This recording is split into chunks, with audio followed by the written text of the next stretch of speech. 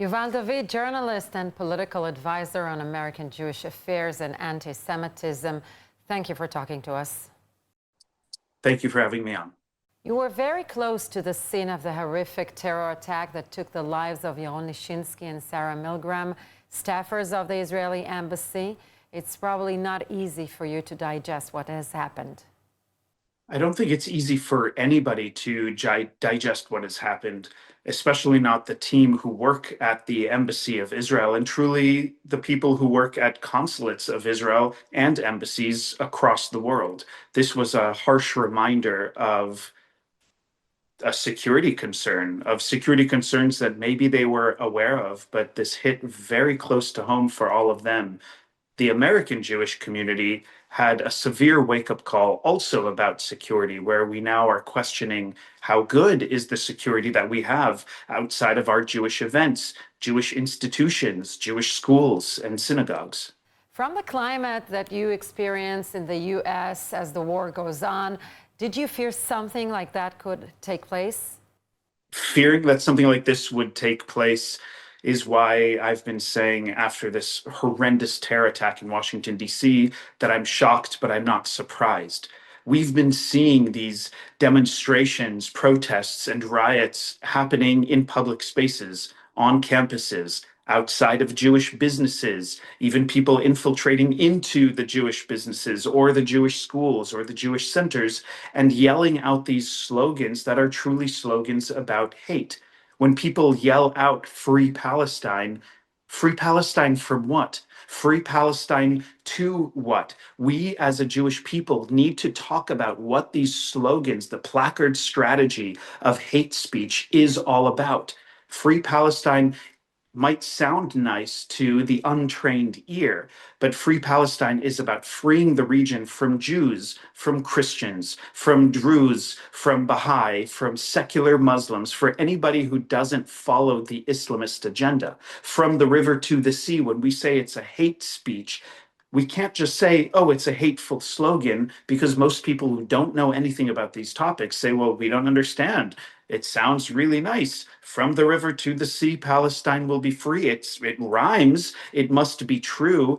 They don't know free from what. So we need to express that that expression from the river to the sea means that the Islamists want to eradicate Israel from the Jordan River to the Mediterranean Sea and kill anybody who is not of them or like them.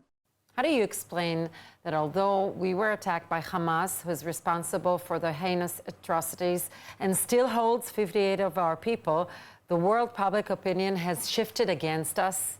Yes, Hamas still holds 58 hostages. We just saw the release of one of the American hostages, which is wonderful that he was released. What about the rest of the hostages? So I also question the Israeli government. I also question governments around the world. Do they really not care? They keep talking about a brokerage for peace, negotiating for peace, is a ceasefire. Do they realize that Israel still has hostages who are being held? So how can this war end if hostages are being held? How can this war end if Hamas and Islamic Jihad and the Houthis and all these terrorist groups are still attacking Israel? It's a terrible question that once again, in the way Israelis and Israeli leadership are conveying the message where the rest of the world isn't understanding. So it's upon us, Jewish activists and advocates, to speak about the narrative correctly, and hopefully the official Israeli representatives will correct the way they speak about this publicly, so maybe the world will understand. What did we do wrong? What we did wrong is the word Hasbara, this explaining of ourselves. It's as if it's always in the defense of who we are, but we're not properly sharing the narrative of who the Jewish people are. We're not properly sharing the narrative, as I just explained, about what all of this, the Islamist and Palestinianism slogans actually mean.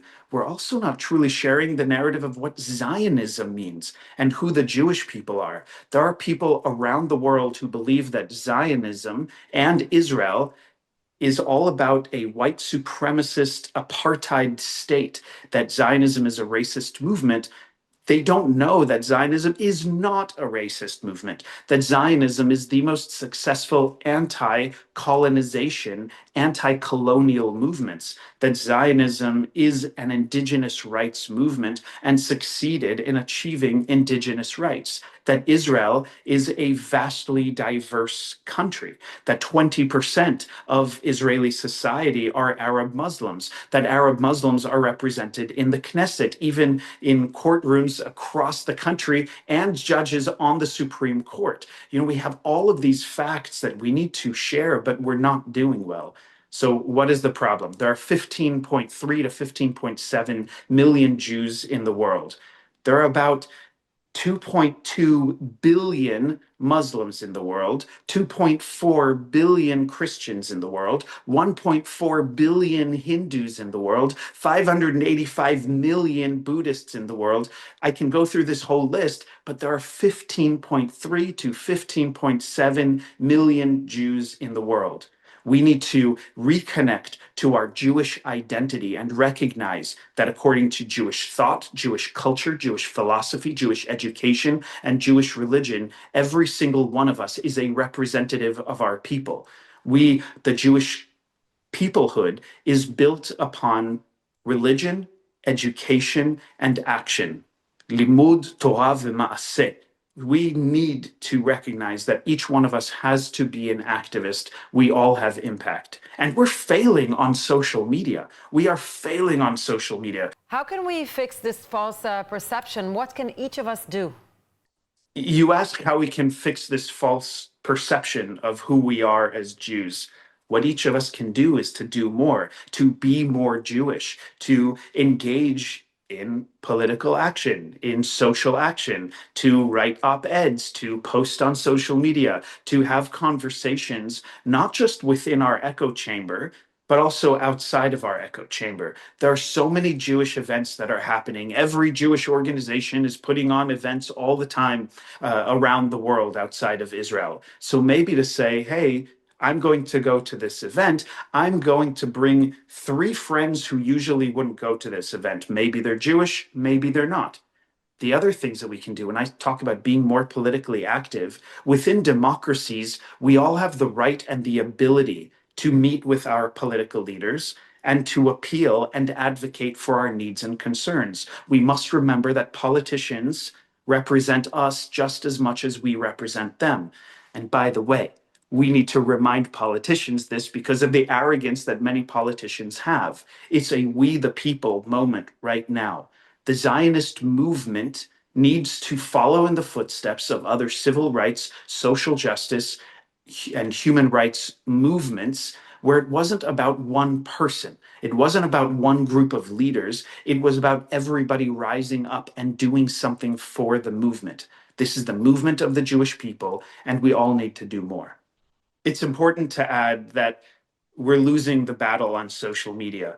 I mean, if you even just go onto my, especially Facebook and TikTok, where the comments that I receive there are the most horrendous, but you go across my social media accounts, you will see horrendous, horrible, anti-Semitic comments, hateful comments, and also death threats. I'm not alone in this. So many Jews and Jewish organizations who are on social media, which are on social media, also receive so much of this hate comments. But that's not the only problem. There's a purposeful misinformation and disinformation campaign on social media that's being amplified, that's being shared. So what is the solution? Every Jew and ally needs to spend 5 minutes a day, or maybe 5 minutes a week, or even 5 minutes a month, go onto every account of the Jewish activists, Jewish influencers, media people, political personalities, organizations like Ynet and other news outlets, and click like, comment positively, and share that, because we need to shift the algorithms on social media. Yuval David, thank you. It's an honor to speak with you, and thank you for doing your part in representing our people.